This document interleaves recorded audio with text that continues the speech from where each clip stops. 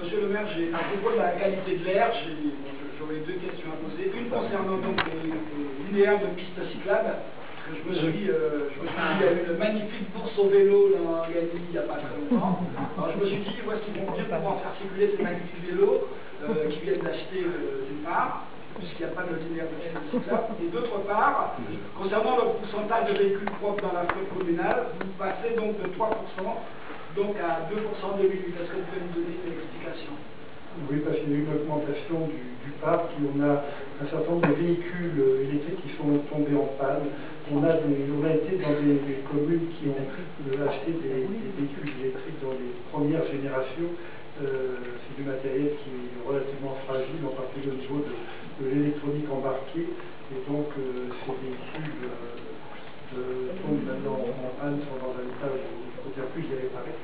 Et donc la prochaine étape va consister à acquérir des véhicules de nouvelle génération qui vont faire remonter donc, le pourcentage. Mais là on est dans le creux puisque les véhicules ont été remisés et n'ont pas encore été remplacés car le choix est un petit peu difficile à faire pour être sûr de tomber sur du matériel, surtout dans une période un peu transitoire. Vous savez qu'il y a un vrai débat au niveau national sur les véhicules mixtes ou les véhicules électriques.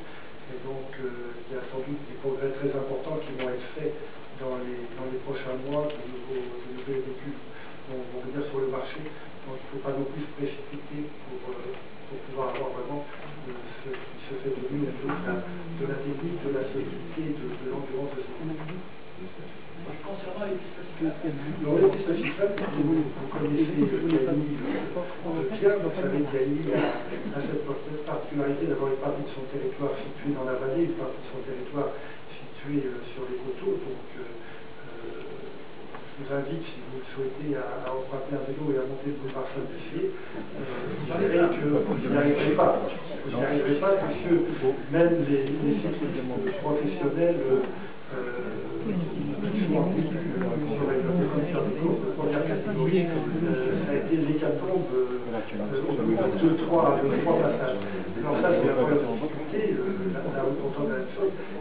La deuxième difficulté, c'est que Gagny est une ville ancienne, avec une voirie qui est très peu large. Donc, dans des rues que vous connaissez bien, regardez si on peut mettre une voie de cyclisme, plus des véhicules qui se croisent, plus éventuellement du stationnement, vous verrez que c'est très, très compliqué. Alors, on pourrait bien sûr qualifier ici ou là un petit morceau, mais ça n'a pas de sens. Vous voyez, on ne va pas dire aux gens que vous pouvez faire 250 mètres en vélo, et puis après, votre vélo, vous allez dans une zone qui est terriblement dangereuse. La nationale 302 qui traverse la ville et la nationale 370, surtout pour la 370 sur la traversée de Gagny, est très, très étroite, hein, vous la connaissez bien. Je ne vois pas comment là on pourrait faire une piste cyclable qui ne soit pas très dangereuse pour les cyclistes. Donc actuellement, la configuration de la ville n'est pas propice à ce genre d'activité. Par exemple, dans la rue Chaban-Delmas qu'on va construire notre église, il y aura une piste cyclable, mais parce que c'est une voie neuve, donc on la prévoit dans la construction, et ça ne va pas aller très loin. L'intérêt, ça serait d'avoir des véritables circuits, et les circuits, à un moment ou une autre, tombent sur la nationale 302 ou la nationale 370. Pas les textes nationales, puisque qui sont départementaux.